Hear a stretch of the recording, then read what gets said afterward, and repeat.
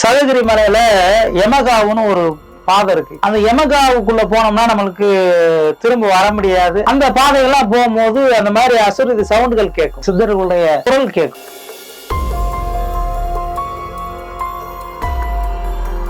அது என்ன ஒரு யமகாவு, நம்மள அப்படி ஒரு காட்டுக்குள்ள ஒரு யமகாவுன்னு ஒரு விஷயம் இருக்குமா அப்படிங்கிறத பாக்கணுங்கிறதுக்காண்டி போனேன். அப்படி போன காலத்துல என்ன ஆச்சுன்னு கேட்டீங்கன்னா, அந்த காட்டுக்குள்ள புளியத்தின்னு சொல்லி ஒரு மரம், அந்த மரத்துல ஏதாச்சும் ஒரு உயிரினம் போய் பட்டுச்சுன்னா அந்த மரத்தோட ஒட்டிக்கிறோம். அந்த மரத்தை ஒட்டி அந்த மரம் அந்த ரத்தத்தை நம்ம ரத்தத்தை உறிஞ்சிரும்.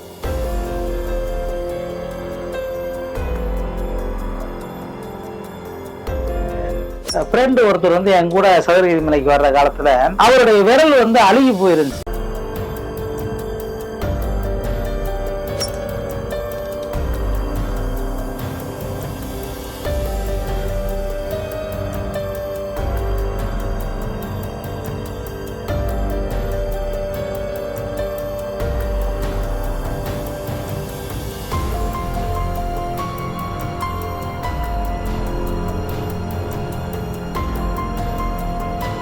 இப்ப உங்க அனுபவத்துல பாத்தீங்கன்னா மரம் பேசுது, பறவைகள் பாடுது, ரொம்ப வித்தியாசமா இருக்குங்கய்யா. வேற அனுபவங்கள் சூட்சமா உங்களுக்கு கிடைச்சதுங்களா ஐயா உங்க இளமை காலத்துல? சூட்சமாவும், அதாவது சூட்சமா எனக்கு அனுபவம் என்னன்னு கேட்டீங்கன்னா, நதி ஓடுது இல்லையா, அந்த நதியில ஓடக்கூடிய சவுண்டுகளே ஒரு பெரிய ஒரு மருத்துவ குணம் வாய்ந்த சவுண்டு. அந்த சவுண்ட்ல உட்கார்ந்துருந்தோம்னா மன அமைதி கிடைக்கும். நம்மளுடைய பிளட் பிரஷர் ஒரு 10 நிமிஷம் ஒரு நதி சவுண்ட்ல உட்கார்ந்து தியானம் பண்றதோ, இல்ல மனசை ஒருநிலைப்படுத்தி ஒரு நதிகள் ஓடுற சவுண்டை கேட்டாலோ அந்த பிளட் பிரஷர் கூட குறைஞ்சிரும். அது நான் கண்டுபிடிச்ச அனுபவம். ரம்மியமா இருக்கும் அந்த நதிகள் தண்ணி ஓடக்கூடிய சவுண்டு. இன்னைக்கு அது சவுண்டு தெரப்பின்னு சொல்லி வெளிநாடுகள்லாம் கண்டுபிடிச்சிருக்காங்க. அதெல்லாம் இயற்கையான விஷயங்கள். நதிகள் என்னோட பேசியிருக்கு. நதியில நான் என்னுடைய அனுபவத்துல என்னுடைய ஃப்ரெண்டு ஒருத்தர் என் கூட சதுரகிரி மலைக்கு வர்ற காலத்துல அவருடைய விரல் அழுகி போயிருந்துச்சு. அழுகி போய் அவருடைய விரல் பூரா புண்ணு, ஃபுல்லா புண்ணு, ரொம்ப ஒரு ஸ்கின் டிசீஸ். அவர் அந்த சதுரகிரி மலையில அந்த ஓர தண்ணியில கொஞ்ச நேரம் கையை வச்சு அப்படி ஆட்டிக்கிட்டே இருங்க அப்படின்னு சொன்னேன். அதை ஆட்டிக்கிட்டே இருந்தாரு, கையை ஆட்டி ஆட்டி வாஷ் பண்ணிக்கிட்டே இருந்தாரு. வாஷ் பண்ணி அப்படி நடந்து போனோம். மலை ஏறி சுந்தர மகாலிங்கத்தை தரிசனம் பண்ணிட்டு திரும்ப இறங்கி வரல பார்த்தா அந்த கையில சுத்தமா அந்த அழுகுன தரமே இல்லை. அவ்வளவு ஒரு காயகல்பமும், அவ்வளவு ஒரு அரிய வகை புனித தீர்த்தம், புனித அதாவது ஹெர்பல் மூலிகை நிறைந்த தண்ணீர், சித்தர்கள் அருளிய தண்ணீர் அங்க சதுரகிரி மலையில இருக்கு. வேற என்னென்ன பயன்படுத்தலாங்க? இந்த சதுரகிரி மலையில நம்ம எடுத்துக்கிட்டோம் அப்படின்னோம்னா, அங்க உள்ள நதியில குளிக்கும் போது நம்மளுடைய தேக சுத்தியாகுது, நம்ம உடம்பு மிகப்பெரிய புத்துணர்ச்சி அடையுது. அது ஒரு அவ்வளவு அற்புதமான ஒரு இது கிடைக்குது அந்த சதுரகிரி மலையில. அது மட்டும் எடுத்துக்கிட கூடாது. நம்ம சதுரகிரி மலையில நாவல் ஊட்டுன்னு ஒரு ஊற்று இருக்கு. அந்த நாவல் ஊட்டு தீர்த்தத்தை எடுத்து குடிச்சோம் அப்படின்னோம்னா டயபெட்டிக் பேஷண்ட் சுகர் அப்படியே கண்ட்ரோல் ஆகி சுகர் குறையுது. அது அறிவியல் ரீதியாகவும் சொல்லப்படுது, ஆன்மீக ரீதியாகவும் அந்த சதுரகிரி மலையில உள்ள நாவல் ஊட்டு தண்ணியை எல்லாரும் போறவங்க எல்லாம் கேன்ல எடுத்துக்கிட்டு போவாங்க அந்த சதுரகிரி மலையில. இப்ப சதுரகிரி மலை எடுத்துக்கிட்டோம் அப்படின்னா, முதல்ல நம்ம இங்க மதுரை பஸ் ஸ்டாண்ட்ல இருந்து போய் சதுரகிரி மலைக்கு தானிப்பாறைங்கிற லொகேஷன்ல இறங்கி மலை ஏற ஆரம்பிக்கிறோம். அந்த மலையில ஏற ஆரம்பிக்க என்ன வரும் கேட்டீங்கன்னா, வரசக்தி விநாயகர் வருவாரு. விநாயகர் தங்க காளியம்மன் வரும். தங்க காளியம்மனை ஒட்டி ஒரு பெரிய பால்ஸு, அப்புறம் தானிப்பாறை கருப்பசாமி இருப்பார். அந்த கருப்பசாமியோட ரகசியமும் ஒரு மிகப்பெரிய ரகசியம். அதற்கு அடுத்தது மலை ஏற ஏற வனதுர்க்கை, ரெட்டலிங்கம். ரெட்டலிங்கத்தை தாண்டினதும் என்னன்னு கேட்டீங்கன்னா, அந்த சதுரகிரியில பிலாவடி கருப்பசுவாமி. அந்த பிலாவடி கருப்பசாமி ஹிஸ்டரி எடுத்துக்கிட்டீங்கன்னா, தங்க குழம்பு கொண்ட குளம் இன்னும் அங்க இருக்குன்னு சொல்லி சித்தர்கள் பாடல்ல சொல்லப்பட்டிருக்கு. அந்த தங்க ரசத்தை ஊத்தி அந்த தங்கத்தை லிக்விட் ஆக்கி சித்தர்கள் ஒரு கிணறாக வச்சிருக்காங்கிற மாதிரி நிறைய சித்தர்கள் நூல்ல சொல்லுது. அதனால அந்த பிலாவடி கருப்பசாமிக்கு ஏற்ற மாதிரி ஓடக்கூடிய இன்னொரு கிணறு தீர்த்த கிணறு இருக்கு. அந்த தீர்த்தத்தை குடிச்சோம்னால நம்மளுக்கு குழந்தை இல்லாதவங்களுக்கு குழந்தை பாக்கியம் கிடைக்கும். கேன்சர், மிகப்பெரிய கொடூர நோய்கள்லாம் அந்த தீர்த்த குடிச்சோம் அப்படின்னோம்னா கேட்கும். சதுரகிரி மலையே ஒரு புனித மலை. அந்த புனித மலையில அங்க உள்ள தீர்த்தம், மலைகள், அங்க உள்ள மூலிகைகள், காற்றுகள் எல்லாமே ஒரு அற்புதம் தான் அந்த மலையில. இன்னும் நிறைய அற்புதம் இருக்கு. ஆமாப்பா. சரிங்கய்யா. இப்ப நீங்க தொடர்ந்து சதுரகிரி போனீங்க, சித்த அனுபவம் ஏற்பட்டுச்சு.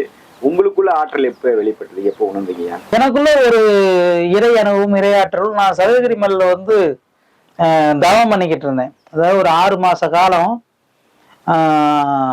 அதாவது எந்த உணவுமே எடுத்துக்கிடாம அங்க உள்ள மூலிகை தண்ணி, அந்த மலைகள்ல இருந்து கூடிய இலைகள், காஞ்சி உழுகக்கூடிய சருகு இலைகள் தான். பச்சை இலையை கூட பிடுங்கக்கூடாது, எந்த உயிரினங்களையும் கொன்று சாப்பிடக்கூடாது, ஒரு செடி இலை தலைகள் காய் கனிகள் பழங்களை கூட நம்ம துன்புறுத்தி சாப்பிடக்கூடாதுன்னு ஒரு லட்சியத்துல ஒரு 6 மாத காலம் அங்க வந்து ரொம்ப ஒரு கடுமையான தவத்துல இருந்தேன்.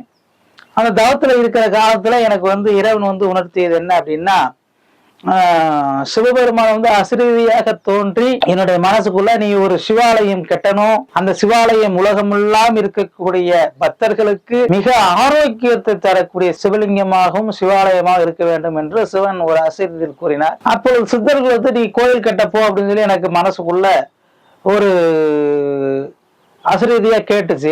அப்ப ஒரு 18 சித்தர்கள்ல வந்து காலங்கிநாதர் வந்து என்கிட்ட சொல்றாரு சதுரகிரி மலையில. அதுக்கடுத்து சுந்தரானந்தர் வந்து சொல்றாரு. இவங்க எல்லாம் சதுரகிரி மலையில உங்களுக்கு காட்சி கொடுத்தாங்க. அதாவது உள்ளுக்குள்ள வந்து மனதுக்குள்ள மணிமந்திரமாக பேசப்பட்டவர்கள். அதாவது எப்படின்னு சொல்றது அப்படின்னு கேட்டீங்கன்னா, அசரீதிப்பாங்க. நான் தான் வந்து இந்த சித்தர், நான் வந்து காலங்கிநாதர் வந்திருக்கிறேன், நான் சொல்றதை கொஞ்சம் கேளு அப்படின்னு சொல்லி சாதாரண இயல்பா நம்ம பேசுற பேச்சுல அவங்க வந்து சொல்றது. நேர்ல பார்த்தீங்க அப்படின்னு கேட்டீங்கன்னா, நான் நேர்ல அவ்வளவா முழுமையா அங்க வந்து உருவமா எந்த சித்தர்களையும் பார்க்கல. அவங்க வந்து அருவமா எனக்கு சில விஷயங்களை காட்சி கொடுத்துருக்காங்க. அதாவது சும்மா ஒரு அடர்ந்த வனமா இருக்கும். சதுரகிரி மலையில யமகாவுன்னு ஒரு பாதை இருக்கு. அந்த யமகாவுக்குள்ள போனோம்னா நம்மளுக்கு திரும்ப வர முடியாது அப்படிங்கிற மாதிரி ஒரு சில வரலாறு இருக்கு. அது உண்மைதான். அந்த பாதைகள்லாம் போகும்போது அந்த மாதிரி அசுரதி சவுண்டுகள் கேட்கும், சித்தர்களுடைய குரல் கேட்கும். அது வந்து அனுபவமா. பகுதிக்குள்ள போயிருக்கீங்களா? நான் யமகாவ் பகுதியில போயிருக்கேன், பயணம் பண்ணிருக்கேன். எப்படி துணிச்சல் வந்தீங்க? அங்க போனா யாரும் வரமாட்டாங்கன்னு சொன்னாங்க, நீங்க எப்படி துணிஞ்சு போனீங்க? துணிஞ்சு போனேங்கிறதோட நம்மளுக்கு வந்து பற்று கிடையாது. நம்மளுக்கு முதல் தேடல் வந்து இறை அனுபவம். அது என்ன ஒரு யமகாவு, நம்மள அப்படி ஒரு காட்டுக்குள்ள ஒரு யமகாவுன்னு ஒரு விஷயம் இருக்குமா அப்படிங்கிறத பார்க்கணுங்கிறதுக்காண்டி போனேன். அப்படி போன காலத்துல வந்து என்ன ஆச்சுன்னு கேட்டீங்கன்னா, அந்த காட்டுக்குள்ள புளியத்தின்னு சொல்லி ஒரு மரம், அந்த மரத்துல வந்து ஏதாச்சும் ஒரு உயிரினம் போய் பட்டுச்சுன்னா அந்த மரத்தோடய ஒட்டிக்கிறோம். அந்த மரத்தை ஒட்டி அந்த மரம் அந்த நம்ம ரத்தத்தை போல உறிஞ்சிரும். அந்த மரம் வந்து விழுதுகள், ஆலமர விழுதுகள் போல அங்கங்க இருக்கும். அந்த விழுதுகள் நம்ம உடம்பு பட்டுச்சுனாலும் நம்ம ரத்தத்தை போல உறிஞ்சிரும். அது மாதிரி நான் கண்ணால பார்த்து அந்த மலைக்குள்ள போய் நிறைய எலும்பு கூடுகள் பார்த்தேன். ஆனா மனித எலும்பு கூடுகள் பார்க்கல, மிருகங்களுடைய எலும்பு கூடுகள். ஒரு பசு, அதாவது காட்டு பசு, அதோடைய உடம்பு வந்து எலும்பு கூடாக இருந்துச்சு. அதே மாதிரி காட்டுக்குள்ள வந்து இருக்கக்கூடிய மான், ஓனான், இந்த மாதிரி சில உயிரினங்கள், ஊர்வனை, தவழ்வனை, இந்த மாதிரி உயிரினங்கள் அந்த ரத்தத்தை பூரா உறிஞ்சு போய் கிடந்ததை பார்த்தேன். அதை பார்க்கவே இந்த மரத்துல ஏதோ சம்திங் விஷயம் இருக்கு அப்படின்னு சொல்லி நான் நின்றுகிட்டு இருக்க டயத்திலேயே ஒரு உயிரினம் பட்டு மால் கத்துச்சு. அதுதான் அந்த பசு பட்டு. ஏற்கனவே ஏகப்பட்ட பசுக்கள், ஏகப்பட்ட விஷயங்கள் அங்கக்குள்ள வந்து எலும்பு தோலுமா கிடந்துச்சு. இது போய் அந்த மரத்துடைய சுத்தி, அந்த மரத்துடைய சுற்றுலா வந்து பாத்தீங்க அப்படின்னா குறைஞ்சது ஒரு 300 மீட்டர் சுற்றளவுக்காச்சும் இருக்கும் மேக்சிமம். அது பெரிய மரம். அந்த மரமே ஒரு ஃபாரஸ்ட் மாதிரி இருந்துச்சு. அதுக்கு பேர் தான் யமகாவுன்னு சொல்லி சொல்றாங்க. அந்த இடத்துல எனக்கு அந்த அனுபவம் கிடைச்சிச்சு. உங்களுக்கு எந்த பாதிப்பும் இல்லைங்களா? நான் அதுக்குள்ள உள்ள போல, அதை நம்ம தான் உணர்றோமே அந்த இடத்துல இந்த மாதிரி ஆபத்து இருக்குங்கிறத. அப்ப நம்ம கண்ணுக்கு முன்னே ஒரு பசு போய் அந்த இடத்துல மாட்டி சவுண்ட் விட்டு கத்தி அந்த ரத்தத்தை வந்து இது பண்ணுச்சு. நம்ம அதை காப்பாத்துறதுக்கு பல முயற்சிகள் எடுத்தோம், நம்மளால முடியல, தோல்வியில இருந்துச்சு. ரெண்டாவது நம்மளுக்கு கொஞ்சம் உள்ளுக்குள்ள ஒரு பயம் வருதுன்னா அந்த இடத்த விட்டு கிளம்பி அடுத்த கட்டத்துக்கு போக ஆரம்பிச்சோம்.